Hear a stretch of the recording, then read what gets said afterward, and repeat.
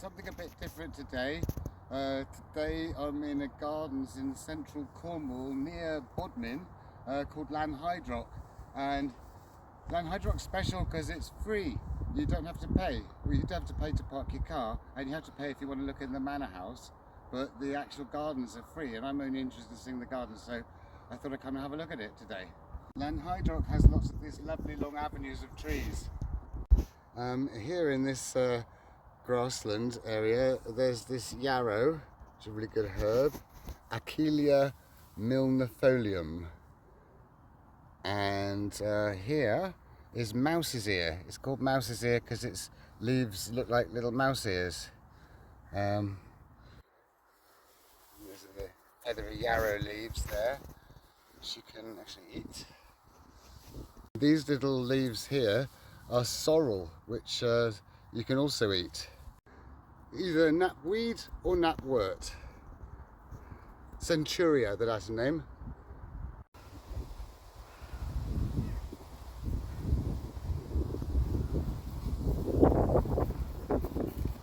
So, let's go and find the gardens. We're here with the gardens and the house. Of course, you have to pay to go in the house. You can see the gardens up behind and around it. And look at these trees down here, turning yellow. The first week in August, and they're turning yellow. I think it's because we've had 4 weeks of rain. There's lots of nice architecture here. Correction from what I said earlier. The gardens are extortionate price to visit, but all of the grounds are free. So we're going to concentrate on the grounds today. The gardens don't really look all that exciting. I think it looks nicer out here, really. Strangely, there is an entrance by the cafe where they don't have anyone charging you to get in. And there's also lots of wisteria growing up the walls and Virginia creeper. It's only inside the walled bit around the house where you have to pay. The whole grounds are free, as I originally thought.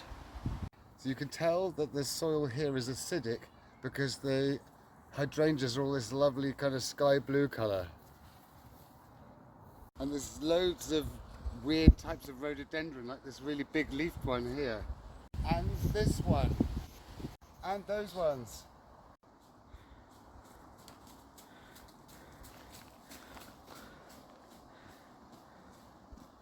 Nice here with loads of nice paths and trees and places to sit, and a lovely view over the walled bit that you're not allowed in unless you pay.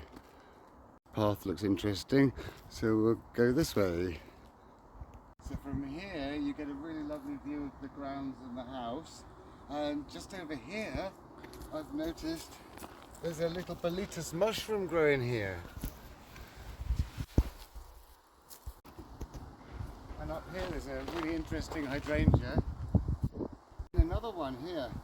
And another toadstool. I think it's a boletus mushroom again. I certainly love the hydrangeas here. When the hydrangeas go a bit mottled colour like that, it's probably because there's some alkaline concrete in the soil. Here's the proof. You have cement, which is alkaline, made of limestone, gluing these rocks together. So that's where the alkaline comes from, to make these hydrangeas go a mottled colour. Otherwise they'd be blue like the other ones. They have a lot of these very interesting gateways here. Look at the weird fruit on this tree. I'm not sure what that is. And look at these lovely hydrangeas here. And there's actually a rhododendron still flowering here in August. I don't think I've ever seen a rhododendron flowering in August. The latest ones are like May or June. That's incredible.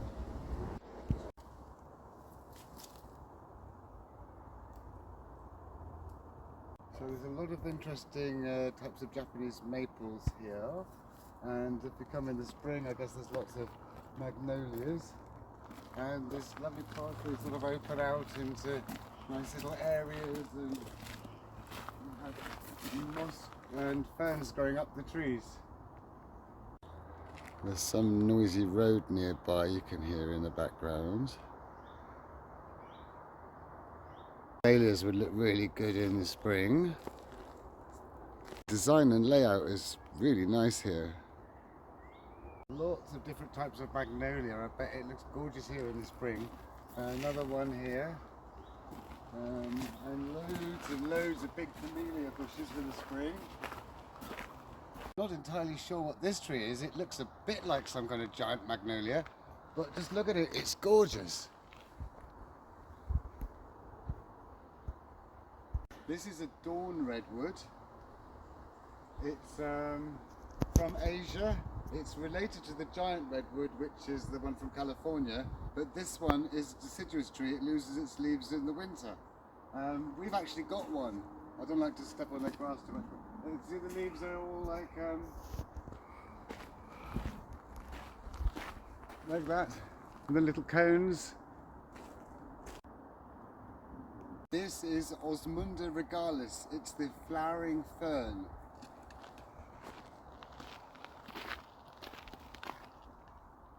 There's another interesting kind of magnolia here. You can see the flower buds for next year's flower buds, so it's definitely a magnolia. And there's another magnolia, interesting kind of magnolia there. There's loads of interesting magnolias. So a lot of this Osmunda regalis, this flowering fern. And then we've got this lovely kind of woodland garden or a shady garden here with lots of this astilbes and geraniums and lots of these Japanese primroses, which are all finished. They flower in like the early summer or late spring. These Schista stylis, these are like little pink lily things that come in the autumn. These are nice, aren't they? So this is a good example of what you can do in the shady part of a garden. And crocosmia, this stuff from South Africa, it's a really bad invasive weed if it gets into like the moors or seaside or hedgerows. It's a very nasty weed, but it's very colourful and always flowers in the end of the summer.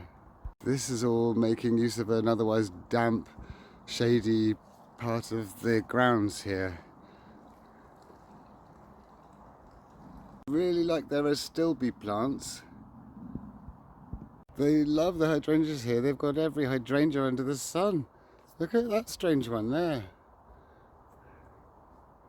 And just here is a eucryphia. They are beautiful. They're a sort of small tree, evergreen, and it flowers in the end of the summer. They're amazing. They are a bit prone to cold weather, but down here in Bodmin, where it's practically subtropical, they do all right.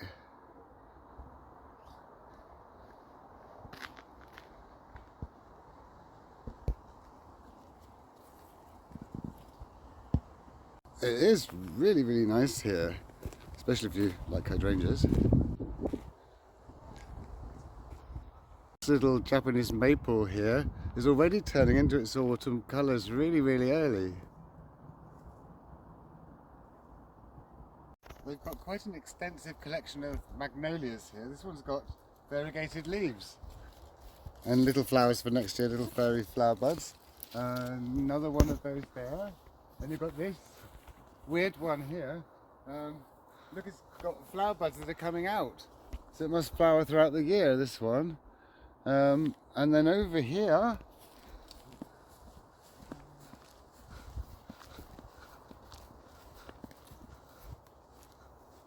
I think that's a Judas tree and loads of hypericum. So one of the best things about this place is there's loads and loads of really interesting places to sit. Now this one's somewhere between viburnum and hydrangea. Not exactly sure which, but it's really nice.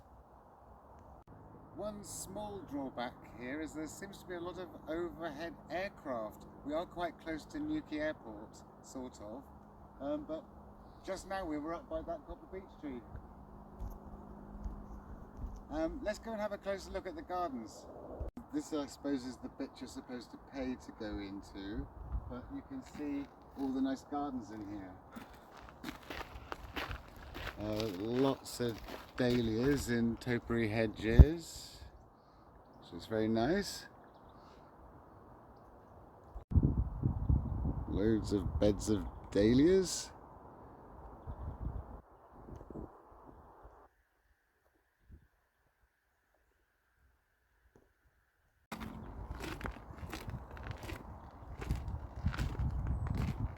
Not really climbing over this wall to have a close look.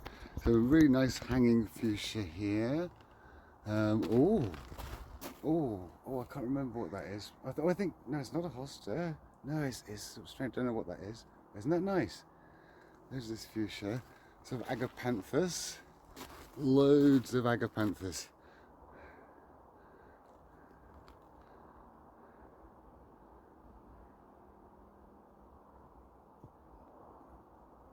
So here there's a beautiful box hedge around this garden, and just there's a big clump of Peruvian lilies.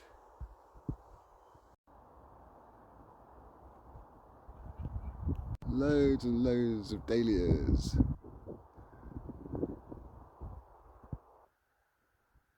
Some salvia in the corner there.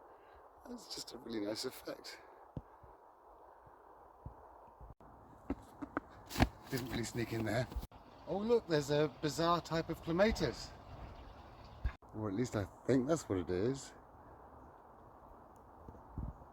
It might be something else entirely.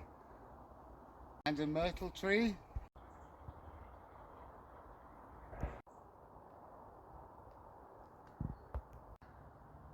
This has got to be related to the dawn redwood, if not some type of dawn redwood.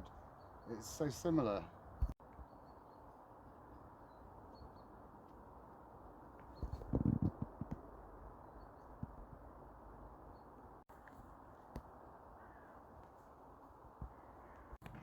I just asked somebody, and apparently it's either bald cypress or swamp cypress.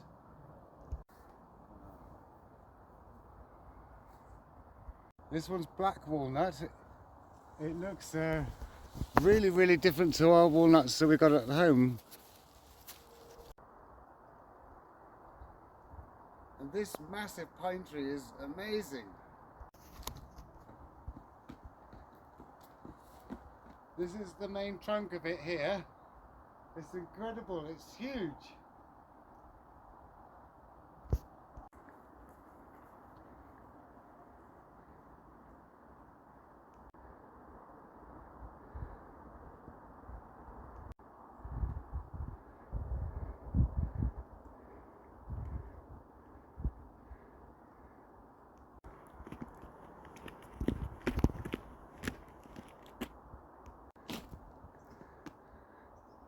Let's go and see what else we can find here. Look at this massive tulip tree. There's flowers coming here. We've actually got one of these, but ours is really small. Look at the size of the trunk. It's enormous. This tree looks interesting. Each one of these huge bits is actually a leaf. Look, all one massive leaf. And it's got these nasty looking prickles on the stem going all the way down. And then it's got these strange looking flowers at the top. I've no idea what it is, but it doesn't look friendly. A massive pittosporum bush here. And some other kind of conifer. So the grounds here are very extensive, and it's only a tiny bit that you have to pay to go in, just the bit around the house really, the formal garden area. The vast bulk of the grounds are in the area that's free.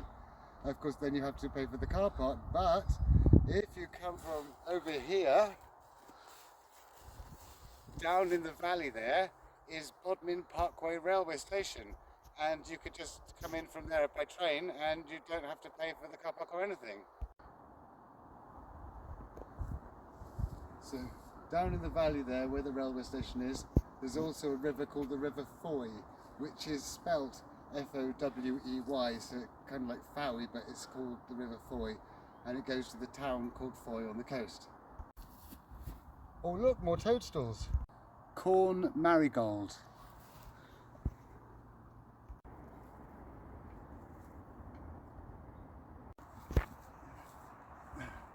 There are a lot of these banks here around Lanhydrock which are all covered in bluebells in April, May. And this Canadian oak tree with much bigger leaves. Well, I hope you liked this video of Lanhydrock today. If you did, please like and subscribe. And if you press the little me, you'll see my other videos. And see you next time.